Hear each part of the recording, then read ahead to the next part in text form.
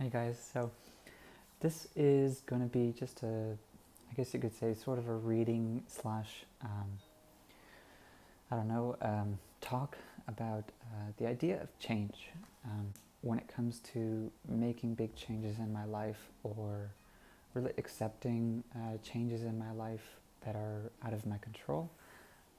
I get frustrated, I get confused, I can get a little, you know, too focused in one direction. And so I wanted to pull a couple of cards just as a general reading to see if there's any messages for you guys about what might really help you to really work through this idea of change in your life, whether that's you trying to change an aspect of your life that you would hope would improve, or if that's to accept and embrace and learn to integrate a change that has thrown you off, or whether or not it's really just about coping with both, being able to handle how change happens in your life and also be able to make the things that you want to have happen, regardless of whatever's going on in your environment or in your inner world. So I'm going to pull a couple of cards here to get started.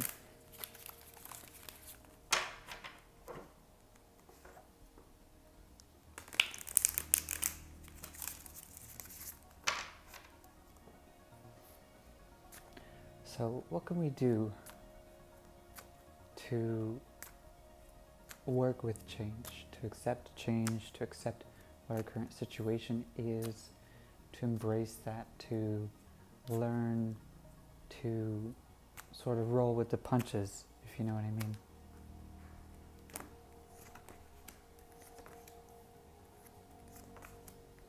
So the messages here, a couple of different messages. First of all, the squirrel. Second one that came out, the ant. And the third one, the blue heron. So for me, what jumps out here is a couple of different perspectives. On one hand, it's talking about the role that preparing and planning and sort of, I guess you could say, the trying to think of a good word for it, but I think of the word stewardship, or basically the idea that you're entrusted or you're given as a gift certain resources in your life. You're, like for instance, there could be family that you have that you can depend on. Maybe you're living at home with somebody. There could be also maybe a job or a certain kind of a thing that you're able to do in your life that gives you resources, it gives you maybe energy, it gives you whatever. The key point here with the squirrel is really recognizing that there's always going to be opportunities in your life that will pay off. The key thing is recognizing that with everything that you do, there's always an inherent risk that you may not get it. Either you might not get it when you want it, you might not get it how you want it, you may not get it where you want it in life. And so what the squirrel does is, I think it's really funny, is squirrels, if you've ever watched them, they'll find their little nuts in their food and they'll actually bury it. They'll bury it and they'll walk away from it. And it's kind of like their little private stash that they go back to, but they don't put all of them in one little stash. They take it and they put it somewhere. They go off, they find another one, they take that, they put it somewhere. And so it's kind of like an interesting little stretch of an analogy, but in life, a lot of times I like to call it like stirring the pot. You're going to have a job, you're going to have an opportunity, you're going to have an acquaintance, you're going to have some kind of a dream or a goal you're trying to accomplish, and that's going to require, focus and intention and visualization and lots of effort and practical steps that you had to take, actions, and at a certain point, it may get to the point where you can't really push it any further. You can't really invest any more time and energy into it without it sort of pushing back, without it basically possibly ruining the opportunity. It could be somebody that you might want to do a business partnership with, but putting more attention on it,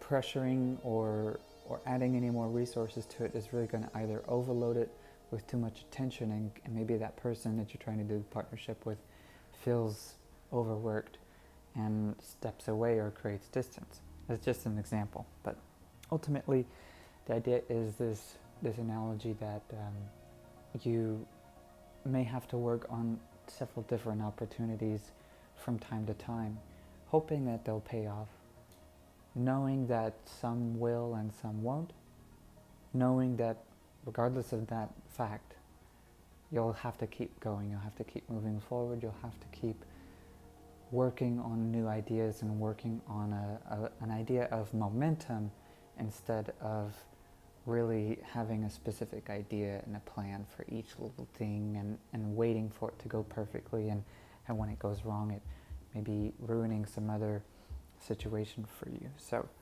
that's one perspective I see here from these cards, is the idea that there's always a strategy, there's always a plan, there's always some focus for each of your little projects in your life, each of your little goals, and recognizing that there's a point where you have to let go, there's a point where you store it and you kind of wait for it to pay off later. I think it's really good advice here. For the ant, I want to say this is about perspective. This is about an idea of humility, and also an idea that, like, regardless of how big or little you feel in sort of the big machine, whether that's society or your job, if it's a big company, or your community, whatever it is, the point being that sometimes we can get caught up in our idea of like our own importance and our own role, sometimes feeling like we have to take a bigger responsibility, and feeling like, sort of like we have to be the queen of the hive. But in here, the ant is really about recognizing that there's sometimes you're going to feel like you don't know where you're headed. You're going to feel like you don't know if what you're doing is bringing you any progress in the long run. And the ant's message here is really about helping you realize that, sometimes we can get caught up so much in what we're doing that it can end up being a distraction. And we can end up being so focused on what our progress does for us individually, on what our goals, our accomplishments are, we can get so caught up in what they will provide for us, how we're going to benefit from it. We can get caught up in weighing so many of these opportunities that come to us based on whether or not they're going to provide our life a certain benefit. And as a result, we can get kind of like with blinders on. We can get so focused on that we lose sight of how our lives will generally benefit lots of other people. That when you work with the mentality that it's going to benefit everyone, and that everybody else's work is going to benefit you also. It's sort of like recognizing that the tide, I don't know what the expression is, but the tide, rises all the boats in the dock. So to speak, when you get a benefit, when there's a wave or a windfall of resources that comes into your life, it's going to benefit everyone else. And when something benefits somebody else also, that it's going to eventually get to you. When you let go of that process of like focusing just on what you're doing and just on how it's going to benefit you, and you let go of that, and you realize, what, there's a cycle to resources, there's a time to work together, there's a way to let go of the ego when it comes to really focusing on like what you're doing versus what other people are doing. It really helps you to let loose, really helps you to relax, really helps you to focus on really what the bigger picture here is, especially from a spiritual perspective, that you are here to hopefully impact other people's lives in a positive way, to be present and be available for help when people might need it, to also think of how you as a unique soul have a certain set of weaknesses, but also have a set of certain strengths. And that is going to allow you to have a certain role in society, a certain role in your community or in your family that allows you to do your best work. And so placing yourself in a position where you have those opportunities and having the mindset that you're just there to support the bigger picture will help you to realize more often than not how to align yourself based on your strengths and your weaknesses, not based on what your ego wants, whether that's just lots of money or lots of influence or respect or whatever, but that when you realize what your role is, you're going to be able to have the greatest impact on other people's lives. And when it comes to change, I think it's really important too to accept that sometimes we're going to feel pulled in a direction we didn't really intend on going. Sometimes we're going to feel pulled away from an area that we really feel was going to help us get something that we wanted.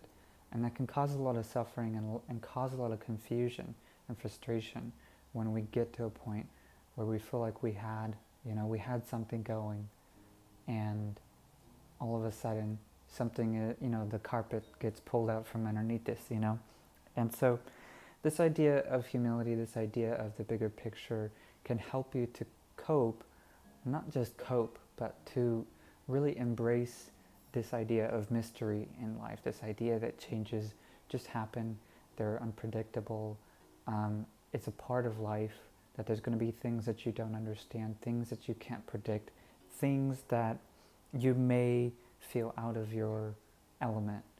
And the point is to hopefully to place you eventually in a position from moment to moment where you can do your best work, where you can be your best version of yourself. And finally, the blue heron. The blue heron is typically really talking about introspection, about the idea of a reflection. When you see a reflection in the mirror, that's a lot of times it's a reminder that you have a physical body, you're looking at yourself in the mirror, you're seeing, things that are out of place, things that you remember like that's not supposed to be there. And so it's this idea, this reminder that we're in this body. We sometimes, when we're just walking around doing our thing throughout the day, we may forget really what we look like. We may forget the emotions, the expressions that are on our face, walking around not realizing that you had like a scowl and you were like brooding on something that you're mad about or upset about or sad about or whatever. And sometimes the idea of introspection is this idea of taking your awareness and just bringing it into your heart space, into your mental space, your spiritual space, and taking a look at you instead of using what we usually use, which is our eyes, observing other people, thinking about other people, trying to think of what other people are feeling or doing or trying to achieve, and instead turn it on us. What are we thinking? What are we feeling? What are we trying to achieve?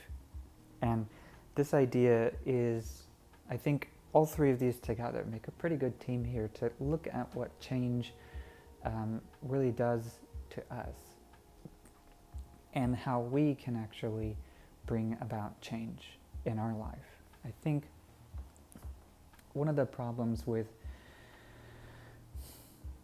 looking at things always from a spiritual perspective is we get lost in how much of this experience that we have on a daily basis, if you were to really count up minute to minute of your life, how much of your time do you spend dealing with this physical body and the things that happen to your physical body and the things that you can't control that happen in your physical body, whether that's your mood, or the thoughts that are always popping up, or literally like physical sensations, things that, it could be a broken bone, it could be a sprained muscle, or whatever. A lot of times when we get a chance to look inside, it's an opportunity to really see where our head is at and where we're spending a lot of our time thinking about and doing and feeling and all of that. I think with change, it's really important to think of, not in like a analytical sense, a purely like logical sense, what you're spending your time doing. But if you get a chance to look at yourself with no distractions and to really talk with yourself, you'll have a good chance that you're going to find really what tends to bother you, really what tends to frustrate you and distract you. Because chances are, if you're sitting down and you have a moment to yourself and something troubling pops up, that's what you're going to have to, chances are it's what you're dealing with on some regular basis. And if you don't deal with it, if you don't actually look at it and talk with it and embrace it as part of you, it's going to constantly be popping up as a distraction. So, to sum up, we've got the squirrel, we've got the ant, and the heron. When I talked about change at the beginning, I was thinking that one of the biggest things is looking at meaning. A lot of times we give meaning to stuff that happens in our life. We look for meaning in things that happen in our life. We look for meaning around us. And when we take a look at ourselves, when we see what our mood is, when we see how we've been feeling, when we see, overall what we tend to think about a lot, what tends to bother us a lot, that's going to be a really good way of seeing what exactly we are, in like a psychological term, if you were to look at it like that, it's like the idea of confirmation bias. If we're looking at a spiritual term, it's sort of like, holographic universe, that, whatever you have going on the inside, whatever is part of your framework or your perspective about how the world works, it's going to be reflected back to you in the way that you respond to other people in conversations, the way that you respond to opportunities and situations in your environment, and the way that you respond to really like your own ideas and your own dreams and your own visualization. So this idea of reflecting and looking back at yourself to look at how you can manage and cope and really embrace change in your life as like a constant. I think the idea of meaning comes to mind. So I would challenge you to think of what exactly you think things mean when something goes wrong, when something is unexpected, when change happens. Try to think and really take a look at it. You can write it down if you want to, but try to think of what exactly pops up in your head as a response to change. Consider if you feel like something is a bad thing because it's unexpected, because it changes one of your plans, because it causes some kind of pain, some kind of suffering. Think about how your perspective about that change will sort of reinforce, or it supports ideas about change being negative. And think about how when you have something positive in your life and you're really excited about it, or you're really grateful, or you're really, really happy because something positive came into your life and it was change. Just think about how you're really balancing those two in your life, and whether or not you really feel like change is a positive force in your life, or if you feel like it's a negative force in your life. It's just polarities, obviously. I don't really mean like it's necessarily bad things and good things, but the whole idea is trying to understand how from moment to moment change in your life is a matter of perspective. And if you were to look back, 1 month versus looking back 5 months or 12 months or 2 years or 5 years or whatever, that the bigger picture perspective typically is going to show you that you have no idea from moment to moment how change is going to affect you, whether that's in a positive way or a negative way. So I hope that helps you. I'm trying to get to a little bit more of your weekly videos, so I look forward to your feedback from my recent monthly reports for astrology. I did some astrology and tarot readings, so excited to hear back from you. I'm glad I got a chance to talk to you today. I was kind of excited to talk about something like this. I'd like to do more of it. So if you have any questions, you can comment below. I've also got my info, my details for email or Instagram, where you can get a hold of me if you want to. So have a good week. Peace.